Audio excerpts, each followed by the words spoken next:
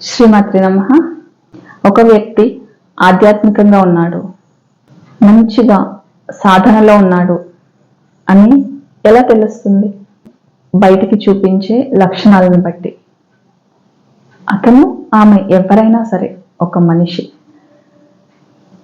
So ఆధ్యాత్మికంగా ఉన్న ఒక వ్యక్తి అన్కైండ్గా ఉండగలుగుతారా?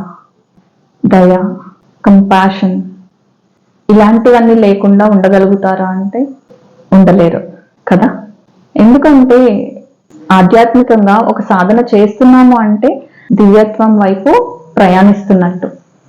సో దివ్యత్వం అంటే ఏంటి? ఒక ఆనంద స్వరూపం.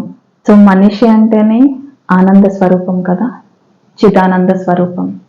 లక్షణాలు ఎలా ఉంటాయి? ఎంత దైవికంగా ఉంటాయి. మాట తీరు, పలికే పదాలు, ప్రతి ఒక్కటి ఎంతో స్పష్టంగా మనిషిని మనం చూడగానే మనకు అర్థమవుతుంది వాళ్ళు మామూలు మనిషి కాదు అని. ఆ సాధనలో ఉన్న వ్యక్తిని ఎంతమందిలో ఉన్నా గుర్తించగలుగుతాము. సో వాళ్ళు వేరే వాళ్ళతో రూడ్గా బిహేవ్ చేయలేరు, అంటే పరుషంగా మాట్లాడలేరు, వాళ్ళని ఇబ్బంది పెట్టేలాగా చేయరు.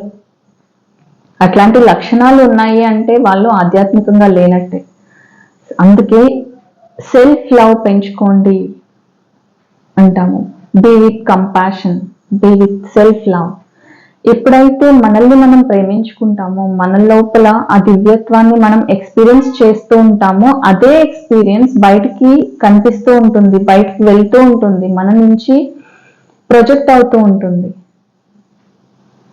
సో ఆ దివ్యమైన ప్రేమతో అందరితో ఉండగలుగుతాం. ఎందుకంటే మనలో ఆ దైవాన్ని చూసినప్పుడు ఎదుటి వ్యక్తిలో కూడా అదే దైవాన్ని చూడగలుగుతాం.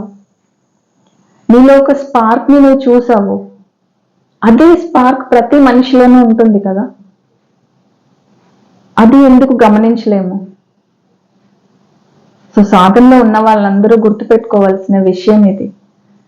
మనం ఎవరితోటైనా సరే కక్షపూరితంగా ఉండకూడదు, ఉండలేము కూడా.